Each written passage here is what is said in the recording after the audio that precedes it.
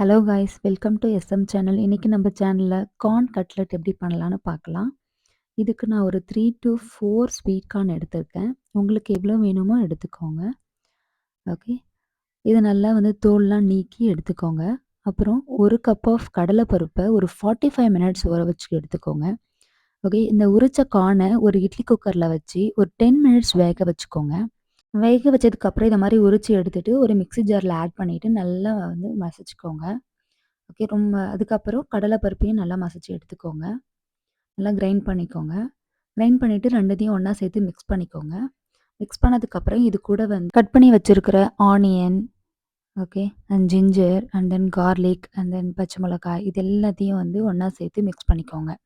Mix பண்ணதுக்கப்புறம் கொஞ்சம் உப்பு, கார்ன்ஃப்ளவர், அரிசி மாவு, okay, and then chilli powder, garam masala இது எல்லாமே போட்டு நல்லா மிக்ஸ் பண்ணி எடுத்துக்கோங்க.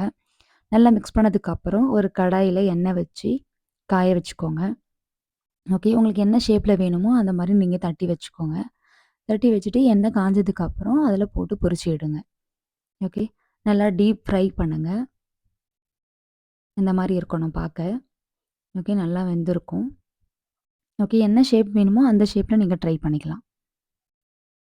ஸோ ட்ரை பண்ணி பார்த்துட்டு எப்படி இருக்குன்னு சொல்லுங்கள், கமெண்ட் பண்ணுங்கள். ஓகே. Thank you.